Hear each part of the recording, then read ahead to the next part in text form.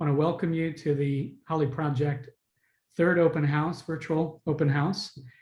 This is a project for the Trail Foundation and in partnership with the Austin Parks and Recreation Department. So bienvenidos. Again, my name is Sebastian Puente. I'm with Cultural Strategies, and I'll be helping to moderate this call. I'd like to thank you all for joining us tonight. We appreciate your interest and willingness to share your time with us. Before I introduce our special guests and speakers, I'd like to go over a few of the meeting guidelines. This 1-hour session is being recorded and will be available for later viewing online. If you prefer to listen to this presentation in Spanish, please select the Spanish interpretation option at the lower end of your Zoom screen. Si prefiere escuchar esta presentación en español, seleccione la opción Interpretación en la parte inferior de su pantalla. There's a good bit of information to cover tonight, so we'll ask for all mics to be muted and also with cameras off. It's during the 40-minute presentation. We'll unmute mics as we take questions at the end. However, you may submit your question at any time using the Q&A feature located at the bottom of your Zoom screen. Members of the project team will do their best to answer the questions as they're posted. If you're dialing in by phone, a copy of the presentation will be available or is available on the project website, and that's at thetrailfoundation.org, along with other project-related materials. This virtual open house is intended to invite your feedback on the updated design for the Holly Project area, which resides within the Holly Shores Edward Rendon Sr. at Festival Beach. To facilitate this, we've created a questionnaire so all of your comments and thoughts can be fully documented. The link will be copy pasted into the chat box and will also be sent to you by email just after the presentation. Please help us ensure your input is included in this process by completing the questionnaire. In a moment, I'll introduce Council Member Renteria, who will share some thoughts about the park and a little bit of his personal history. He'll be followed by Heidi Anderson, the Trail Foundation CEO, Ray Hernandez, who's a project manager and Park Development Landscape Division for the Parks and Recreation Department, who will share about the Holly Shores Edward Rendon Sr. Festival Beach Vision Plan. And then we'll hear from Charlotte Tonser, who is a project manager for the Trail Foundation. Lastly, we'll hear from Christine Skaglin from Tenite Landscape Architects on the updated design. So thank you for joining us, Council Member. If you see if we can unmute your mic to share a few words. Sure. Can you hear me? We can. Okay. Well, I really want to thank you and Heidi Anderson. We really have a lot of trust in y'all to do develop the Holly Project. Growing up here in Austin was and attending the Aquafest through the years and knowing the history where I used to go down there before it was even developed. It was just a river with a lot of the weeds around it. And, and seeing it develop. Of course, it was developed not the right way because it was used as a reservoir for having water feed into the power plant, which was a big mistake years ago, but that's in our past, and now that we have a beautiful lake there, we have a lot of potential, in the future. The voters approved $14 million for the bridge to connect the south to the north-south on Pleasant Valley, there by the dam. And there's a lot of potential there. I have visited and toured the area, and I've taken some of our leaders and neighborhood leaders down there to visit Holly Power Plant. It's clean now. They fixed it all up. There is a section in the middle that will never be able to be used because of the contamination there, but the rest of it is beautiful. There's 2 big warehouses there that has a lot of potential. The shorelines are just beautiful. And we really want to be able to take advantage of all the beauty around there and the potential to be able to open up that whole area to the residents of Austin, especially the people that live in that area. And there's a lot of work to be done, but I know that through the input that we're going to be able to make this into a beautiful world-class area that the residents and the neighbors in that area are going to be able to take advantage. You know, over the years, we have never had the resources and the vendors and to take advantage of such a beautiful area. And now we're slowly working hard to make sure that we get all the amenities that, you know, this area deserves so that our children can grow up in an environment and really be able to enjoy such beauty. So I really just so excited to see that happening. And I know it's going to take a little while, but we are getting there. And we're working with the Rebecca Baines Seniors, the food forest, the community garden. You know, there's a lot of potential there, and we're really hoping that, you know, we'd be able to get the resources to make that happen. And I feel really positive, and I'm going to work as hard as I can to make sure that this becomes a really attractive place. So I really want to thank all of y'all, especially the ones that are putting their input. We really need your input to make sure that we get it done right. And I'm really going to be really listening to y'all and just make sure that we get this place, this site here done the right way. Thank you. Thank you very much, Councilmember Renteria. I appreciate those words. I'd like to ask Heidi Anderson if say a few words too, please. Thank you. And thank you, Councilmember Renteria, for being here with us tonight. We are so excited about this project. And for those of you who aren't totally familiar with the Trail Foundation, our mission is to protect, enhance, and connect the Butler Hike and Bike Trail for the benefit of all. And we protect it with our ecological restoration, kind of day-to-day, boots on the ground conservation work. And we enhance it by trying to bring projects like this project to the community. And then we connect it hopefully by creating ways for more communities to be able to have access. And the Holly area as a whole is such a wonderful opportunity for us to achieve all three of those pieces of our mission by taking care of the environment, by enhancing it with the needs and the desires of the community, and by connecting it through, in particular and specifically, the East Link that's coming down through Pedernales. So this space is incredibly special.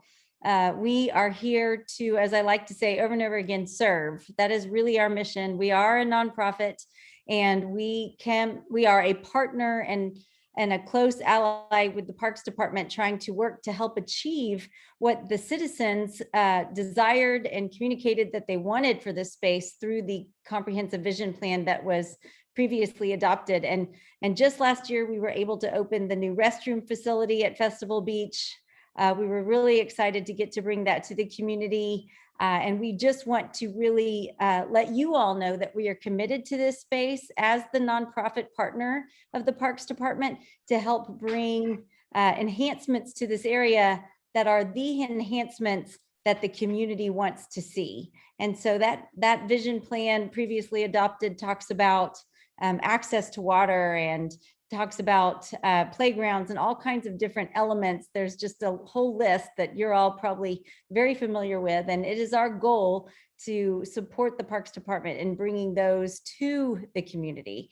So, so thank you for working with us. It is our goal to meet the community's needs and make this very special already place all that it can be for the citizens of the neighborhoods who use it. So thank you for being here tonight. Thank you, Heidi. I'm going to invite Ray Hernandez from Parks and Recreation to share a few words about the Holly Shores and the trail realignment. Thank you. I appreciate being here. And thank you, Councilmember Renteria, for the introduction and your history to this area. My name is Ray Hernandez, and I'm a project manager with the City of Austin Parks and Recreation Department. And I'm currently managing the Holly Implementation Project, which is essentially implementing the Holly Master Plan, its initial first phase. And the implementation of the master plan started back in late 2014. We began with assembling a working group that was created with the help and the assistance of the community, along with some park boards members. The working group identified 7 areas that met the criteria and the spirit of the master plan for improvement. And with those 7 areas, we started to implement the improvements. And one of the first areas that was identified was the Festival Beach area. And that included the assistance of the Trail Foundation in implementing the restroom facility, the brand new restroom facility that's there. We then moved on to Martin Martin Playground area. We installed a new playground feature there, and we also put in a shade structure at Martin Pool. And then recently, we also collaborated with AIPP and Texas Arte in restoring the mural on the restroom facility. From that point on, we moved over to Degollado Pavilion, and we improved the circulation there, and we also removed the fencing that was surrounding the pavilion, and that will allow the neighborhood to use the facility and to use the grounds there. Next on the list of the improvements was the Festival Beach, I'm sorry, not the Festival Beach, but the Fiesta Gardens complex that currently is under design. And so we will be improving that. And then finally, we are also working on the trail connection. So the trail connection is the last piece of the improvements. And the trail connection is intended to join the existing trail that ends abruptly as you near the Camacho Rec Center. And the idea is to run the trail through the Holly Power Plant. The property that was ceded to Parks Department will have the trail go right through it, which is really nice because it's right against the shore. And then in addition to that, there are some future plans for the warehouses, and that is currently being studied as to what they could potentially be. And the trail itself is approximately 3,000 linear feet. It will be a concrete trail, and there will be vegetation surrounding the trail. There are 2 connections to the trail at the very north end and northeast. One is to the existing trail that currently now circles the power plant, and then the other one is connecting to the East Link Trail.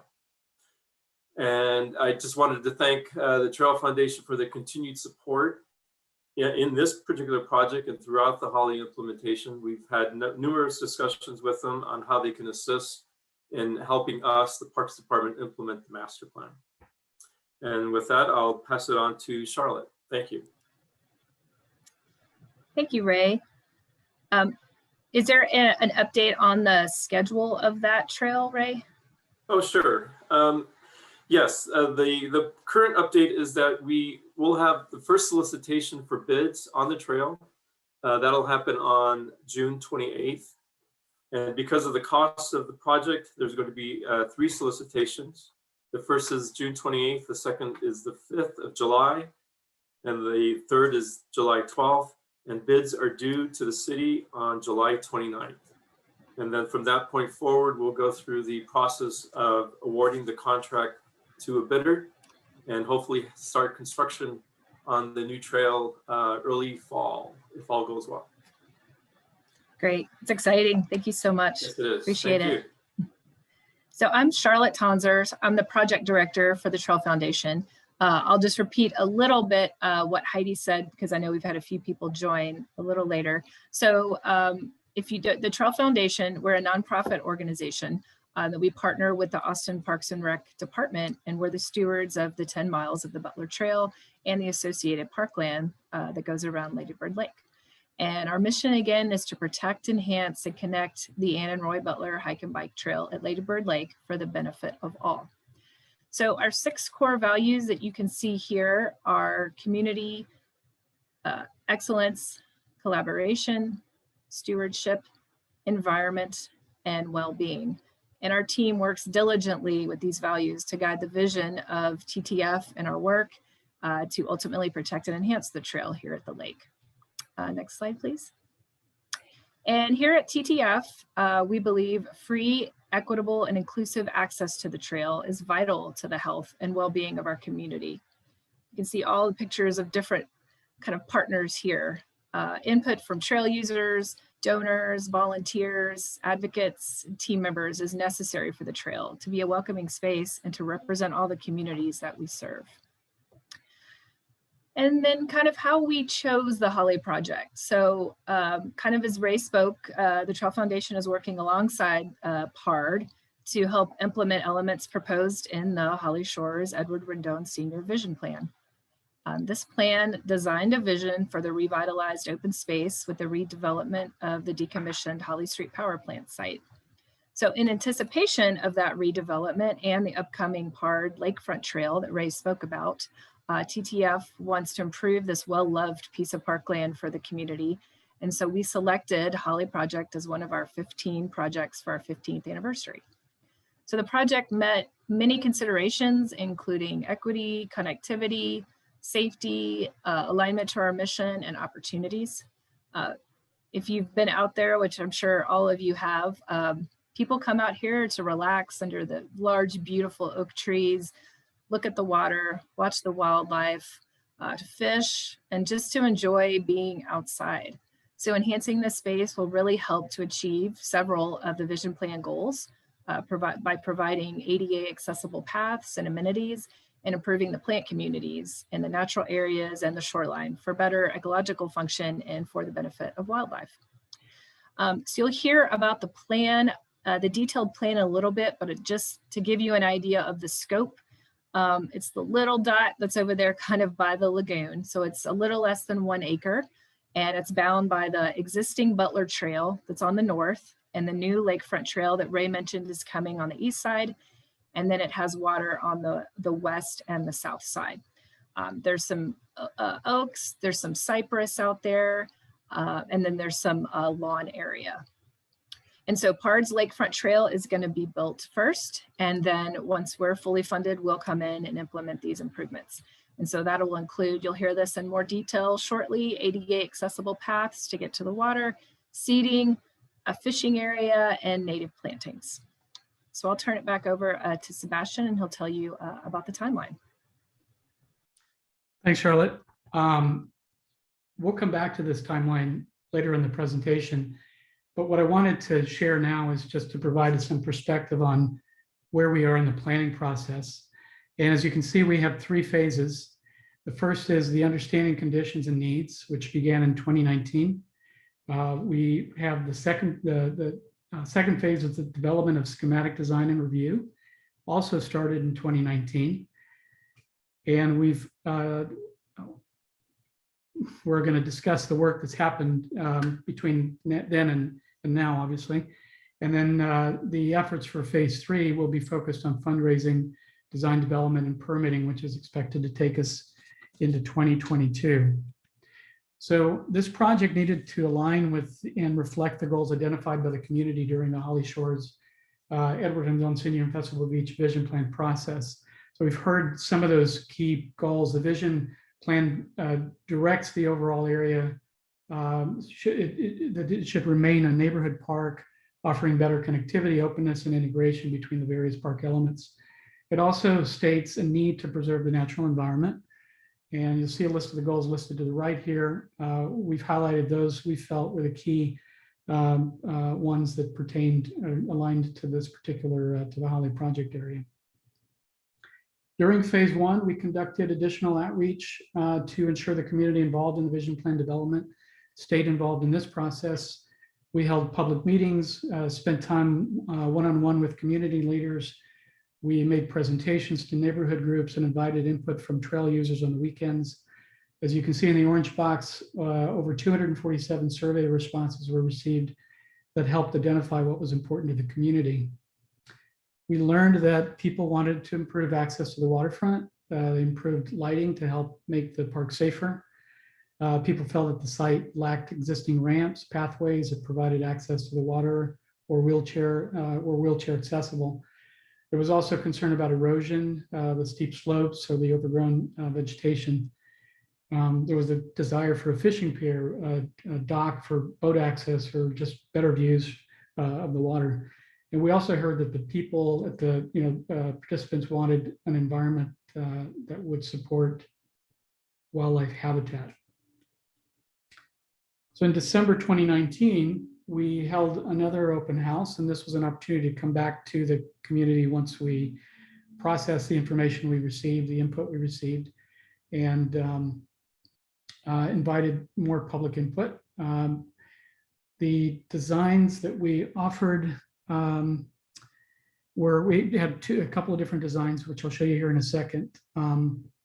We did the same, public meetings. We had small group discussions, and we had sessions along the trail to get feedback. And as you can see there in the orange box, this process helped us receive about 142 completions to a questionnaire. These are the two schematic designs that we invited the public to give their feedback on. And both offer varying approaches to the site. The proposed seating, one included a pergola. There were improvements to the trail alignment in the shoreline. The designs are available on the project website if you wanted to study those a little bit closer. And although some people were interested in the concept of a pergola to help kind of define the space, what we learned was that most people really wanted to keep it simple and more natural. There was a continued desire for a place to fish off of the banks and to gain more views of the water.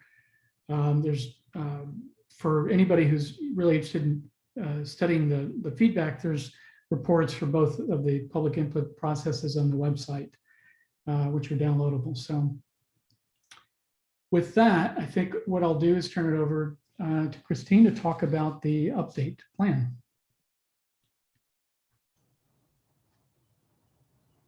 Thank you, Sebastian. Is my volume okay? Yes. Y'all can hear me? This diagram identifies the different parties with an interest in the Holly project. Each group has priorities, which include city development codes and prior community feedback. The design team has engaged these stakeholders and found that many of the goals overlap. Weighing the city's requirements with the community's wishes has guided the design concept, and that is to provide an ADA accessible path through the site, to provide water access while protecting the existing shoreline, provide lighting for safety, restore the site with native plants, use natural and local materials, protect the existing trees, and provide seating opportunities. Next slide, please. Here's a look at the proposed improvements for the Holly project. On this page, we have identified both existing and newly proposed trails. And it's worth noting that the alignment of the new lakefront trail does differ from the previous schematic sketches. The new lakefront trail is a Parks Department project and will be constructed before the Holly project. So that alignment is shown here. Our primary path off the main trail will be paved and ADA accessible with a gentle slope. It will also be lit at night, providing a better sense of public safety. The bridges shown cross over depressions in the planting areas designed to capture rainwater and slow erosion. The paved path leads to a small fishing pier with bench seating. Located under a big cypress tree, the pier provides great views of the lake. And if you're familiar with this point, it already gets a lot of foot traffic, which has compacted the soil around the tree roots and prohibits anything from growing here. Many tree roots are exposed, and the continued impacts will compromise the tree's health. By designating a path, we will be able to restore the area around the tree to ensure its long-term health. Branching off from the concrete path, there is a gravel path that leads to a second access point. Here, a few terraces step down to the water line, offering a different view of the lake, while also protecting this area from further compaction and erosion. Both access points are located where patterns of pedestrian use already exist. The gravel path also continues the existing patterns already established by park goers, and it meets back up with the lakefront trail, so there's a big loop. The gravel path runs through the lake's designated wetland area, which is protected by code, and there are limitations to the extent development can occur through here. In general, this park design proposes a light touch to an already well-loved and undeveloped place. Materials proposed are natural, and structures are designed to provide water access and views. Appropriate for their scale and location, the park elements are not over-designed. Whether you are walking your dog, jogging, bird watching, or wheelchair bound, the proposed improvements will make those activities more available while protecting the natural quality of the park. Next slide, please.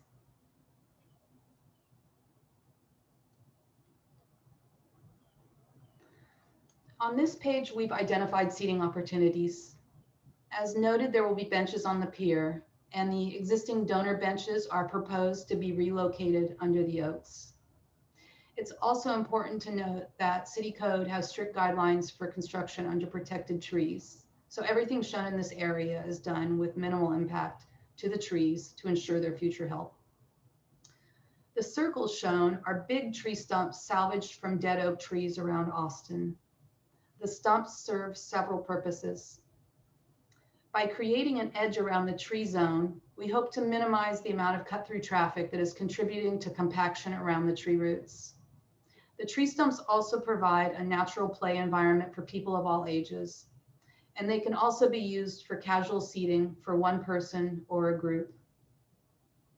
Along the gravel path, we are also proposing stone bench seating for a more natural treatment.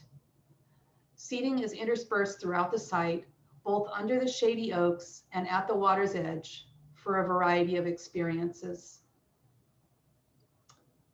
Next slide, please.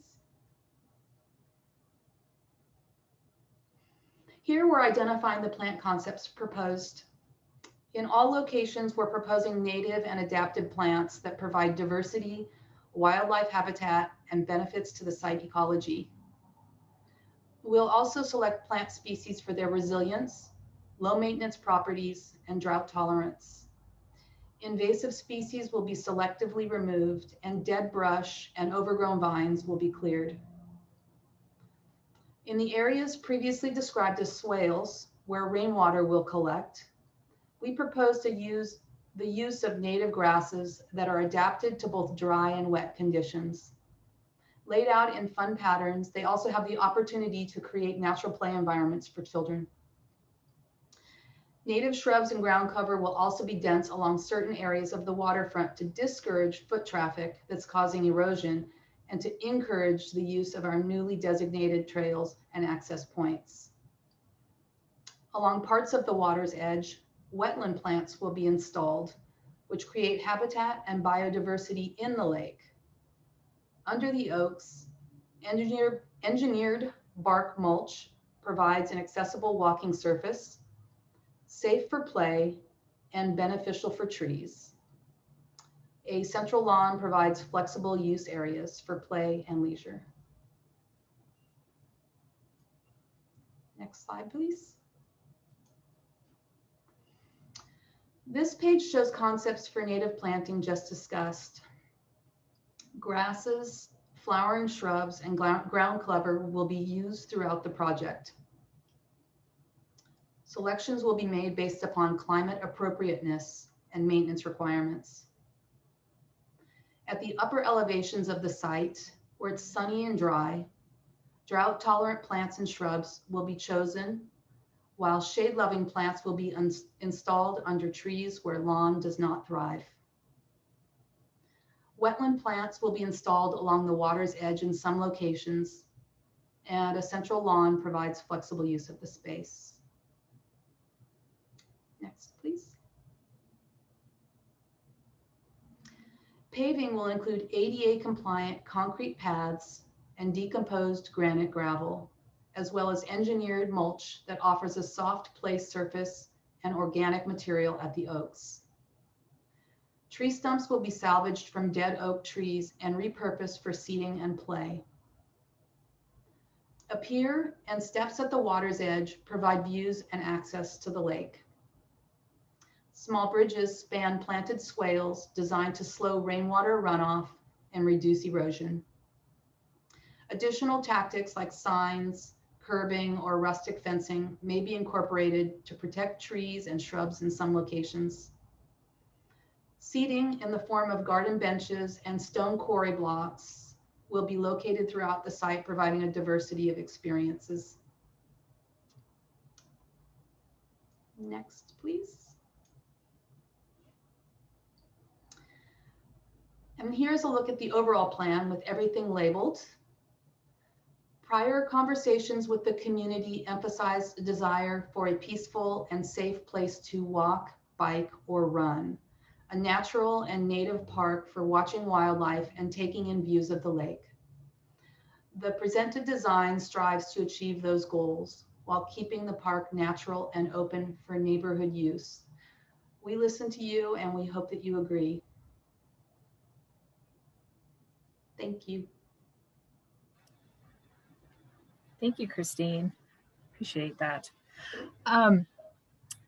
So now we can go into some question and answers. I did want to mention one thing we forgot to talk about briefly was the Tohono Trail. If everyone is familiar with that, or if you haven't heard from it. So it includes the Comal Trailhead and the Nash Hernandez statue, which is on the Butler Hike and Bike Trail. We do, it's not addressed in this plan because the site here is small. We're only 1 acre and we're there just south of the Butler Trail. But in our Butler Trail Safety Mobility Plan, we did have some recommendations for connections for people, for it to be easier and more visible to get to connect with the trail. And we are talking about it in a future plan that we'll be revealing that's coming out soon that we're very excited about. So definitely check that out. Okay, let's go into some questions and answers. We are kind of look at the chat. So if I'm looking over, I'm not paying attention to you. I'm trying to man the chat as well. So maybe the easiest thing is to, Sebastian, do you want to stop sharing the screen so I can see everyone? And if you want to raise your hand and ask a question, we'd be happy to answer it. If we need to pop the plan back up there, we can do that.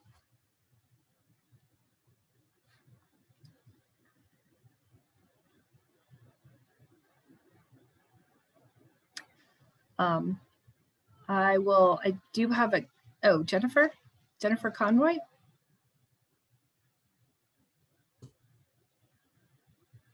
Are you able to unmute?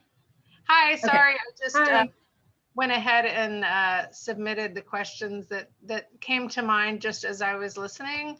So, I'd love to hear answers to any and all of them, but I don't want to dominate the conversation. Okay, yeah, I was just starting to read that, your questions. Do you want me to just go through? Yeah, if you want to. So I was curious, what's the area that Councilmember Renteria mentioned that is too contaminated to use? I would have to ask Ray if he knows the answer to that question. Ray? I can Maybe answer that. Okay. It's where the Holly Power Plant. It's where the Holly Power Plant was at, and where there was the area where the fuel went in and the boilers were at, and it's a big green little area there it's inside where the existing power plant was at, where they actually burned the burners, the turbines, and moved it, and it just cannot be used by, the Texas Environmental Commission told us that, we cannot build anything on top of that. So do we know what the contaminant is? Do we know what it's contaminated with? Well, it's just it's a big concrete barrier that was built years ago that everything's down there, and it still has not gotten the approval of for us to be able to develop that little area there. So it's just right where the power plant. If you're familiar with the power plant, Yeah. did you ever see that they had 3 big old turbines? Yeah, I guess I see it better from the water. Is that what you're talking about? The inlet from the water? No, it's not the inlet. It's the actual power plant. Oh, okay. Yeah, and they still have to use some of the existing area because they got the transfer station there. But right there in the middle, it's not going to be able to allow people to use it. Okay. You know? So it's a green area. So it's going to be a nice, beautiful green area. Oh, okay. So it will be used as for recreation. Okay. Yeah, vegetation. We can't put anything on top of it, like a building or anything. It's just going to have to stay there as a natural self. You know. Excellent. Okay. I'd like to add to what Councilmember Renteria has stated. So the area that was ceded to PARD, the Austin Energy did go through and remove any kind of contaminants. They essentially cleaned up that space. Oh yeah, it's completely. So there's nothing in the PARD property of the former Austin Energy plant that has. No, it's totally safe. I mean, they wouldn't have never allowed us to go into that area. So it's been totally cleaned up. You know, it's just that, you know, it's just this little section there that where the power plant was actually at. That they're not going to allow us to develop it. What I'm trying to say, it's just going to have to stay as its natural habitat for a while. Okay. I am going to ask. Sorry, just one. Oh, okay, great, Sebastian. Yeah, if you could go to, let's put the park plan back up, if you wouldn't mind. We can reference that. I'll just do my best to see hands raised here. And I do just in the interest of time, so we get all the questions asked just about the project. I know there may be some other questions surrounding the parkland, but want to make sure those all get answered about this this project as well. Yeah, and this area here has nothing to do with the power plant. The picture you're looking at, there's, you know, that's a lagoon, and here's the Holly Power Plant. And there's a little section right there where it says Holly Power Plant. You're not going to be able to, and basically it's what it says. You're not going to be able to build anything on top of it right here in the immediate future, you know, and maybe in the future when we get a bond election and we can do a major cleanup in that area, but I doubt it.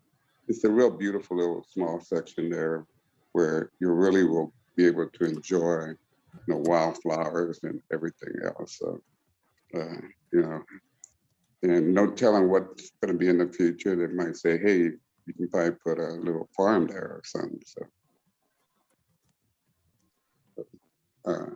a garden. So it's not that kind of contamination. Just that you just won't be able to use it right away. But the rest of it is just wonderful.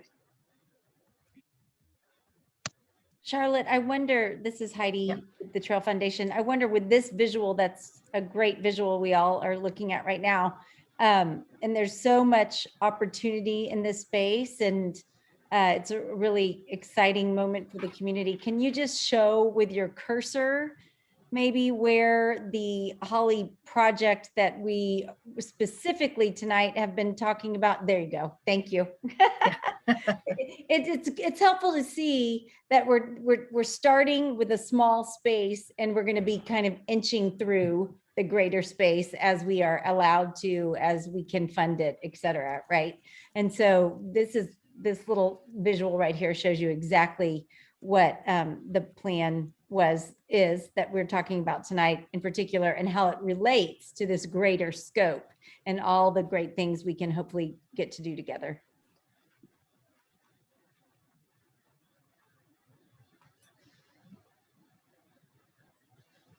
What other questions? I'm scanning. Let me know if I miss anyone's hand up.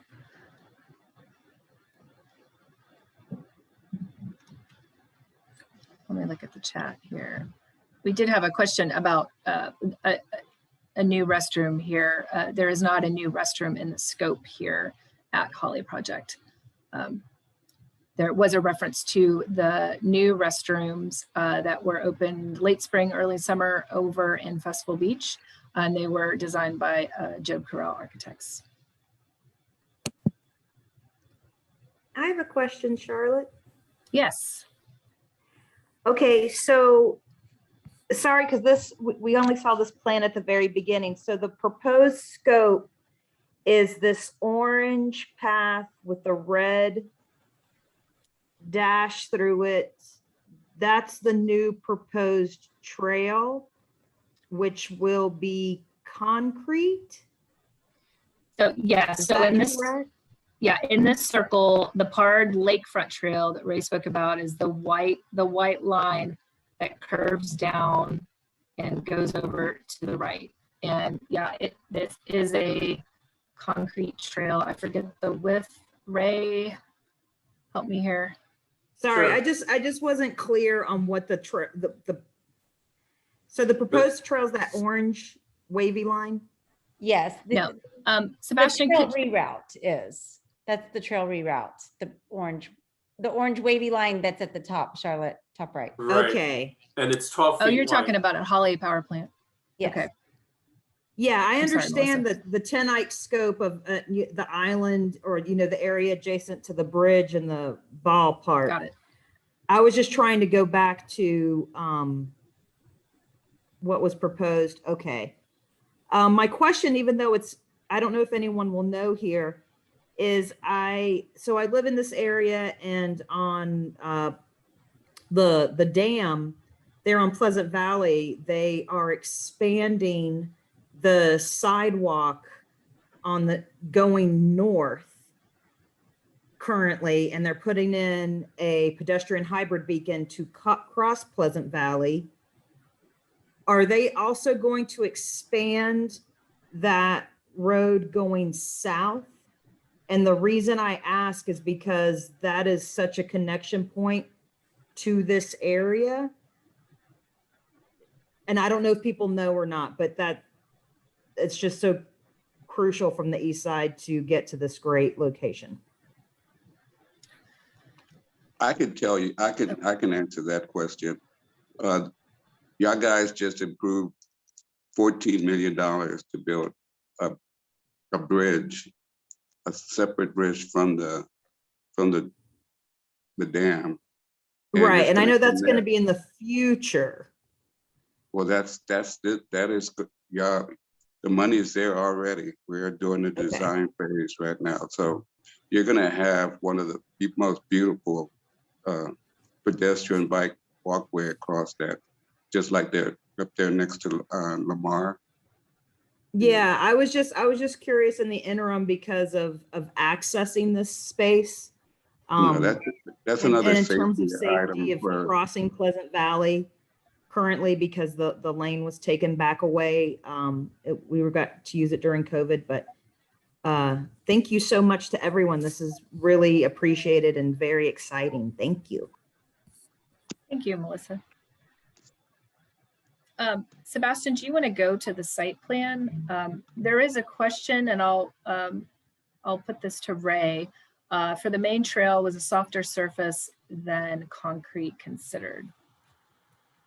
So it was considered at the beginning of the design phase. And then we were provided an opportunity to work with the City of Austin Urban Trails program. And they contributed with funding for this project by allowing us to expand the width of the trail and improve the surface of it. So that is why we have a concrete trail versus a decomposed granite trail.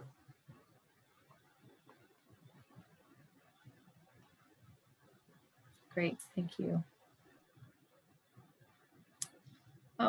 I wanted just to mention too that we talked with the rec centers, Mets and Camacho, about their use of this space too. And I know they bring groups of children here in the summer, and they, I think they fish, and they do some environmental studies on the edge of the water. So we definitely wanted to also provide multiple points of access. We worked really hard with watershed protection to be able to offer this for things like that. And also, you know, if there's nice moments of solitude, if someone is out on the fishing pier, you can have a moment at a second location for the water access as well.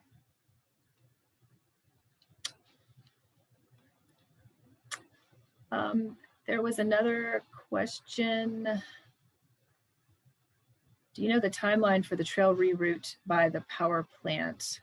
And if there will be parking added by Metz Park at the end of Pedernales? I assume that question is about the Lakefront Trail, Ray. They may not have heard your timeline on that. Sure. So we are currently in the, well, it'll start on Monday, but the drawings are going to go out for solicitation. So what that means is that the drawings will be made public for contractors to provide a bid for the city to perform the construction. That process will take about 60 days to complete. And so we're hoping that once a contractor has been selected and we go through the process of bringing them on board, which includes council approval, that will have a start of construction sometime in early fall of this year. But currently there are no plans to add any parking at the terminus of the trail, which is at Pedernales, or where we hook up with Eastlink and over by the Metz Recreation Center. Thank you, Ray. Mm-hmm. Oh, you're welcome, Jason. Christine, there's a question. What is the water access width? I imagine folks will be using those steps to launch paddle boards. Yeah, it's plus or minus 12 feet. We're pocketing in between a couple of good-sized bald cypress. We're selecting an area that's already sort of being beat down by foot traffic. So we're just trying to shore that up to protect the remainder of the shoreline. And I noticed somebody else had a question about swimming. I think that people would be welcome to use this for stand-up paddleboarding or boat launch, but I don't think that we're condoning swimming, because I know that there's policy against it, but dogs can swim here. When there's not algae, the bad algae. Yeah. And we've got about 5 more minutes if anyone else had any questions. I do want to share that we were kind of on the line of virtual and the world opening up, and we had planned to do this virtually. We still want to reach people to see this plan and share any comments that they have. So we will be putting a sign on the site. So it's going to have this rendering, and it's going to have multiple ways to give comments, phone, email, and there'll be the QR code that goes to the survey and our website as well. So that'll be on there. And we'll be doing some mailers to the neighborhoods adjacent to this area as well. Lori, did you have a question?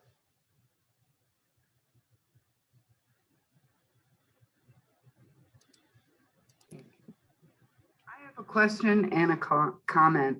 First of all, the comment I have is, you know, as this is really going to finally take off, all of us that support this need to stick together, because there are going to be some naysayers out there that are going to throw bombs and say that all these improvements are only coming because of gentrification. And, you know, we can't stop gentrification. And we need to realize that diversity is an asset. And we need to stick together, all of us that support this plan and improvements in the park. We can't have people stop us and say, we need to leave it natural and not do anything, because all it's going to do is bring more people to the east side. You know, that just has to stop. I mean, this plan was stopped for a very long time, and we're so close. We need to stick together and move forward and block our ears to the people who are the naysayers. And I'm so glad that we're using concrete in this portion, because the seniors, they can't, people on walkers and wheelchairs, they can't navigate on decomposed granite. And so I'm glad to see that some, especially the fishing pier. I love to fish. Ever since, you know, I want the Trail Foundation to know that we agreed to that bond election to improve the hike and bike trail because the fishing pier that ended up on the South Shore was promised to be on the North Shore for us East Siders. And once the bond passed, the previous executive director changed the plan, and the fishing pier ended on the south side. So this is a long time coming, and I'm just so thrilled because I am a Pisces and I'm a big fisher person.